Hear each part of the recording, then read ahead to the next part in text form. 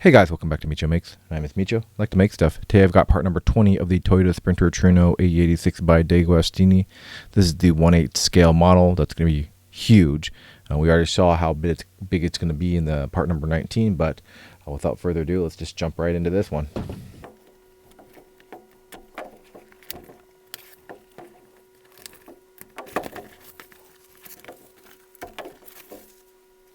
Okay, starting off, we've got the cover here. Standard cover. Go back here. We've got a box this time. No frames. Got a kit here. And we've got our instruction booklet and history. Looks like we got some cool vehicles to take a look at. We'll go ahead and take a look at the booklet right now.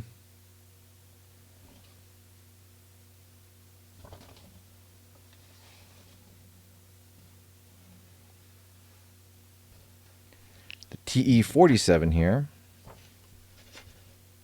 Obviously, this model I don't think we ever got in the States, but we got the TE27, no question about that.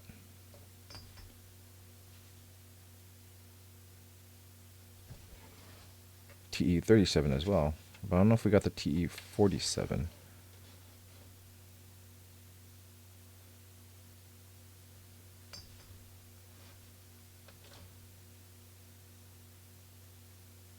Again, the timeline down there, kind of explaining everything. We saw that before. And if you want to read up in the history, go ahead and pause it, use Google Translate, and read all you want. 1600 GT. I feel like this is, obviously not super modernized Corollas. Really not really focused super much on performance, really kind of trying to compete with American cars. But man, these interiors, you can tell they're inspiring a lot of like the European style interiors too.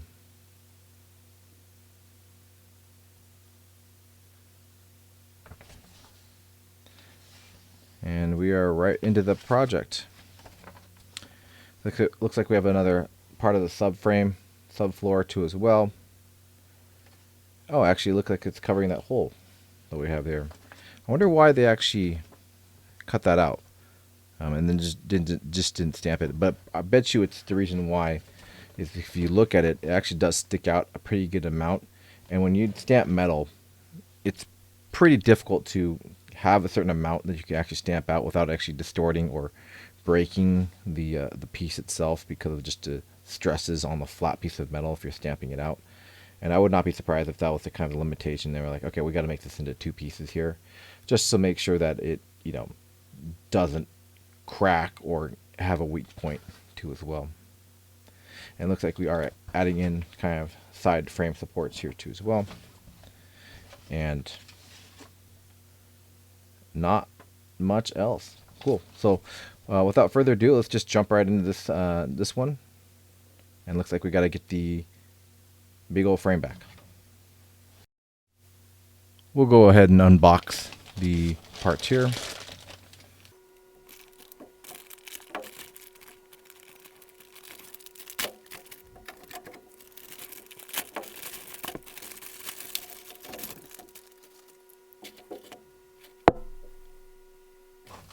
Okay, let's go ahead and get this opened.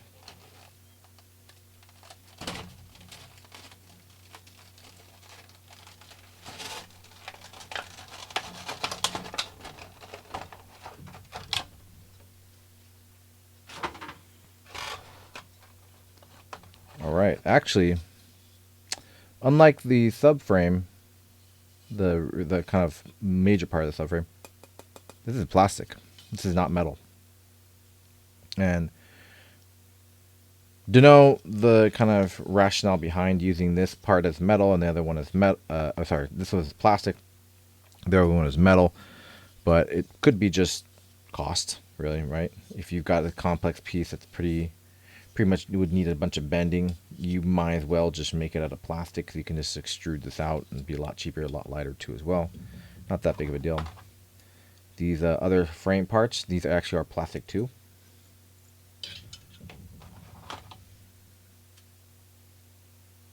There.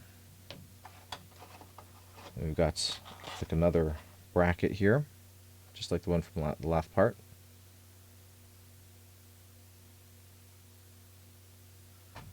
Cool. And we've got the MA screws, CM screws, and the AP screws. That's it. All right. Let's jump right into it. Get this frame back. Okay, so in this orientation, we're going to actually be taking this piece right here and putting it just like this. This is kind of the tunnel for obviously the transmission to drive shaft here. Yeah, that just kind of gets placed right there. Again, I don't know why they decided to make this into plastic and the rest metal.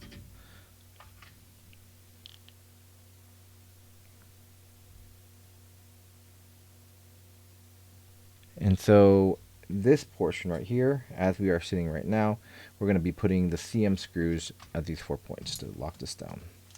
Got the CM screws right here.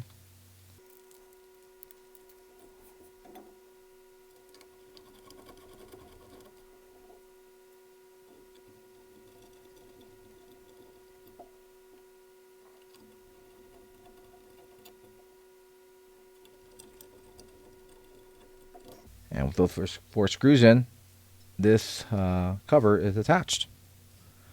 We'll go ahead and make sure we save this screw. I always like to save these just in case. I don't know why. You need it for some reason. And that is step complete right here. Okay, we've got a couple versions for this next part. We've got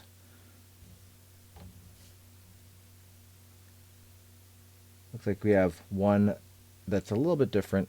It might be kind of hard for you guys to see, but you can see that the bottom one is a little bit wider than the top. Is that in focus for you? There. And this is 20B, and then this is 20C. So it looks like we're still in the same orientation right here. And we're going to take this 20B. We're going to lay this right here. We've got a little indentation here. Make sure that this is in focus for you guys. Maybe we'll zoom in too. Okay, sorry about that. My memory card ran out of space. But basically, for this one, there is a keyway here. You've got a right and a left side, and this actually side is more towards here, and I believe it's because you're going to be running wires down too as well. So you actually put this down here, and you just kind of find this keys right here, right there, right here, and they kind of fall right there. Place there, place that in, kind of get that aligned. Your sets, and we're going to be flipping it over in just a second to probably install it. All right, flip it over. Try to keep a hand on it. The keyways are surprisingly sturdy in keeping it together, but we're going to be using the AP screws here to get this attached.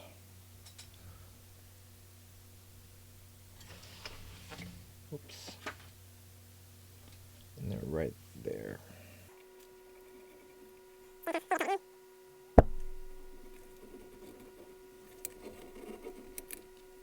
Alignment's kind of funky, especially if you have to do it, reach around this entire thing.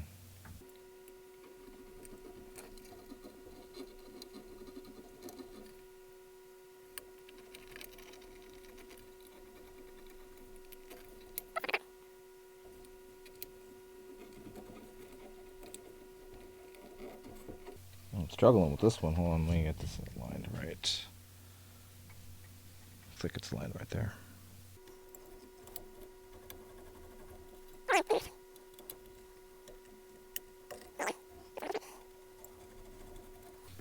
Awesome.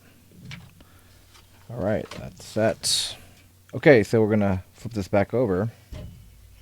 This next part, Now this one's a little different because you can see, and this is how they're going to do the keyway here, is that these two holes are a little bit different. See how this is right here on the edge? I'll go ahead and zoom in for you. This is how they keyed it to make sure that you get it done right. This one's a little on the edge. This one's a little further out, and because there are two notches here too as well. So obviously we're going to be right here on this same side. Let's go ahead and zoom back out. Actually, you can see it. Okay, so we've got this other one here, and this one's a little different than the other one because there's actually a notch on both sides here. You can see there. So that's not really the way to alignment. The alignment is actually these little notch, these little screw holes here. So you've got one that's a little further out, and then the one that's closer to the edge. I initially thought it was like, okay, cool, it's gonna be right here, right? It's gonna align with that, with this one here on the tube here, drive shaft tube. No, actually, it's actually this alignment right here.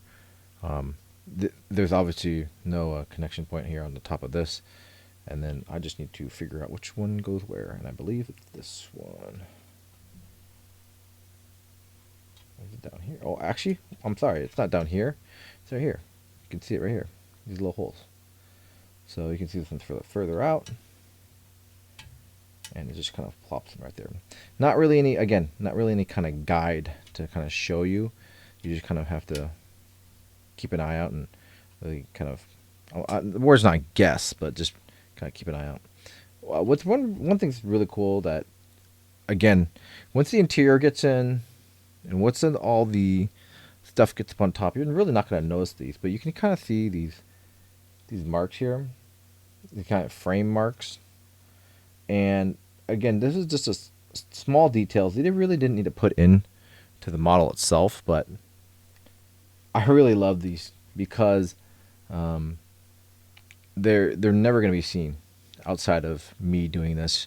And once all the interior gets in, once the carpet gets in, once the seats get in, the trunk and everything gets in, you're never going to see those again. But they're just so small details that only if you're building it, you're actually be able to see.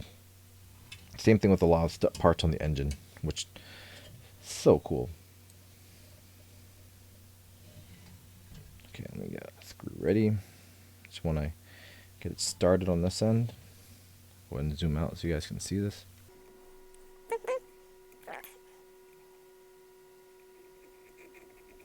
All right, get that started just to kind of give us some purchase.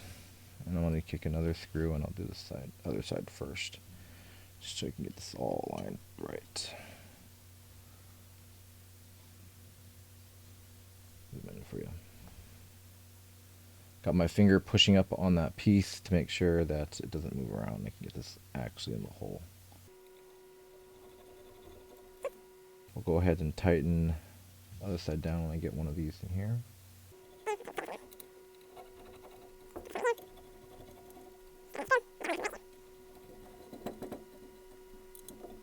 All right, and that piece is in. Cool. Okay, and for the last piece of this part, we are taking this little small piece that we have here. Actually, don't know exactly what these are for just yet. We'll find out. And then this is actually going right here, just like this. I do think this is for running the wires, and making sure that everything is aligned once we need to like wire in the rear taillights and everything. This is going to be an AM screw. So we'll grab this AM screw right here.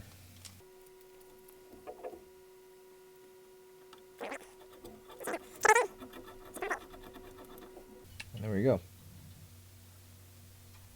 Again, I think just a little wire holder install. We're going to be running the wires underneath that through back here onto the frame itself in that direction. Again, you know, they could have built it in.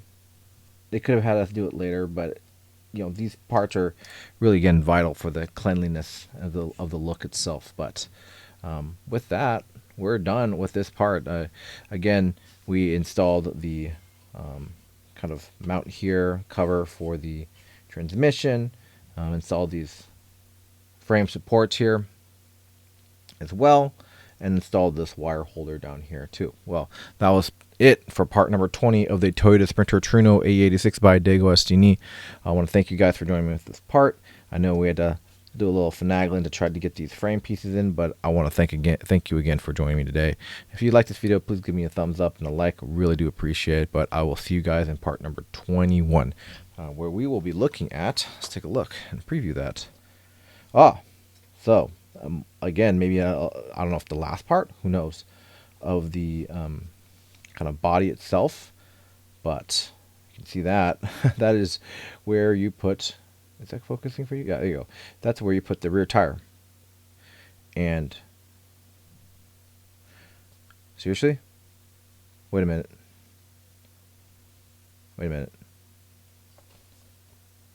does this go right here?